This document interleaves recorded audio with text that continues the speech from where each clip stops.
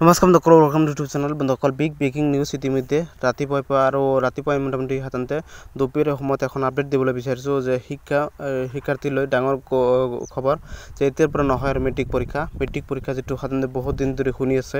মোটামুটি আপোনালোকে নিজে ক'ব যে 3-4 বছৰ ধৰি শুনি আছোঁ যে মেট্ৰিক পৰীক্ষা উঠাই দিলে ফাইনেলি উঠাই দিলে মেট্ৰিক পৰীক্ষা। আৰু যিসকলে আশা আছিল যে মেট্ৰিক পৰীক্ষা আগন্তুক দিনত মেট্ৰিক পৰীক্ষা দিব, তেওঁলোকে সাধাৰণতে ভাল ৰিজাল্ট কৰিব, ভাল সাধাৰণতে নাম আছিল বা ভালকৈ প্ৰিপাৰেশ্যন কৰিছিল বা বহুত ভালকৈ সাধাৰণতে পঢ়া শুনা কৰিছিল, তেওঁলোকৰ মনটো বেয়া লাগিব। কিন্তু বেয়া লাগিলেও কোনো কথা নাই। ইতিমধ্যে শিক্ষা বিভাগৰ ফালৰ পৰা ৰুনুজ পেগু ডাঙৰীয়াৰ শিক্ষা বিভাগৰ ফালৰ পৰা ইতিমধ্যে ঘোষণা কৰিছে মেট্ৰিক পৰীক্ষা নহয় আৰু মেট্ৰিক পৰীক্ষা আপোনালোকৰ সাধাৰণতে যেনেকৈ 8 পাছ 10 পাছ 12 পাছ সাধাৰণতে সেইবোৰ গুৰুত্ব থাকিব।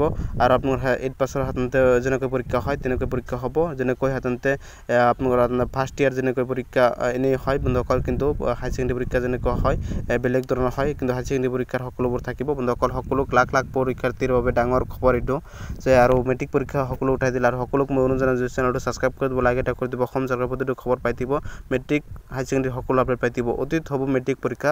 ইতিমধ্যে মেট্ৰিক পৰীক্ষা উঠাই দিলে শিক্ষামন্ত্ৰী ৰুনুজ পেগু ডাঙৰীয়াই ঘোষণা কৰিছে আৰু ইতিমধ্যে জাৰিও কৰিছে। আৰু ইতিমধ্যে মেট্ৰিক পৰীক্ষা ফাইনেলি উঠাই দিলে। বহুত দিন ধৰি শুনি আছিলোঁ আৰু আপোনালোকে শুনি আছিল আৰু ইতিমধ্যে মেট্ৰিক পৰীক্ষা উঠাই দিলে। আৰু মেট্ৰিক পৰীক্ষাৰ বাবে আপোনালোকৰ সাধাৰণতে কেনেকুৱা মতামত কি আছে আপোনালোকে কমেণ্ট বক্সত জনাব মেট্ৰিক পৰীক্ষা উঠাই দিয়াৰ ওপৰত। আৰু শিক্ষামন্ত্ৰী ডাঙৰীয়া ৰুনুজ পেগু ডাঙৰীয়াই ইতিমধ্যে ঘোষণা কৰিছে আৰু মেট্ৰিক পৰীক্ষাৰ ওপৰত বিশদ ঘোষণা হৈছে। এতিয়াৰ পৰা মেট্ৰিক পৰীক্ষা নহয় বুলি শিক্ষামন্ত্ৰী ডাঙৰীয়াই ইতিমধ্যে ঘোষণা কৰিছে। আৰু মেট্ৰিক পৰীক্ষাটো আপোনালোকৰ সাধাৰণতে যেনেকৈ 7, 8 তাৰপিছত 9ৰ যেনেকৈ পৰীক্ষা অনুষ্ঠিত হয় তেনেকৈ সাধাৰণতে মেট্ৰিক পৰীক্ষাও স্কুলতে অনুষ্ঠিত হ'ব। কোনো ধৰণৰ বৰ্ডত পৰীক্ষা নহয় বন্ধুসকল। মেট্ৰিক পৰীক্ষা আপোনালোকৰ সাধাৰণতে স্কুলতে অনুষ্ঠিত হ'ব। স্কুলত যেনেকৈ বছৰেকীয়া পৰীক্ষা হয় তেনেকৈ মেট্ৰিক পৰীক্ষাটো অনুষ্ঠিত হ'ব। ইতিমধ্যে ঘোষণা কৰিছে সাধাৰণতে ৰুনুজ পেগু ডাঙৰীয়াই বিশদ ঘোষণা কৰিছে যে মেট্ৰিক পৰীক্ষাটো আপোনালোকৰ সাধাৰণতে 8 পাছ সাধাৰণতে মেট্ৰিক পৰীক্ষা হিচাপে নাথাকিব কোনো মৰ্যাদা। আৰু মৰ্যাদা মানে কি, মেট্ৰিক পৰীক্ষাত যিটো পাছ কৰে ভাল ৰিজাল্ট কৰাৰ পিছত যিটো সাধাৰণতে মৰ্যাদা পোৱা যায়, আনন্দৰাম বঁটা বা আপোনালোকৰ যি বঁটা পোৱা যায় সেইবোৰ সাধাৰণতে এইবোৰ উঠাই দিছে বন্ধুসকল।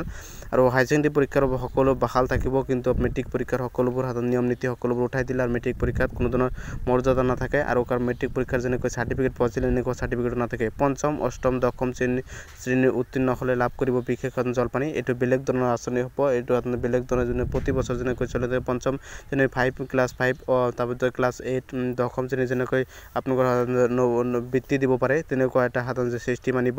আৰু মেট্ৰিক পৰীক্ষা ফাইনেলি উঠাই দিলে।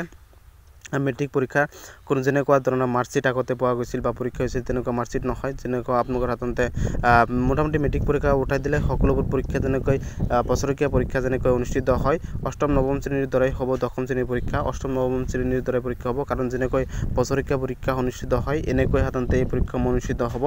বছৰেকীয়া পৰীক্ষাৰ দৰে সাধাৰণতে যেনেকৈ 8 পাছত বছৰেকীয়া পৰীক্ষা 8, 10 পাছত 7 পাছ, ক্লাছ 5 ক্লাছ 4 যেনেকৈ সাধাৰণতে পৰীক্ষা অনুষ্ঠিত হয় যে বছৰেকীয়া পৰীক্ষা, তেনেকৈ সাধাৰণতে এই পৰীক্ষাসমূহ পাতিব বন্ধুসকল। 8ম 9ম শ্ৰেণীৰ দৰে হ'ব 10ম শ্ৰেণীৰ পৰীক্ষা। মোটামুটি মেট্ৰিক পৰীক্ষা ফাইনেলি উঠাই দিলে আৰু বহুদিন শুনি আছিল, এতিয়া ভালকৈ উঠাই দিলে। ইতিমধ্যে মুখ্যমন্ত্ৰী ডাঙৰীয়াই ঘোষণা কৰিলে।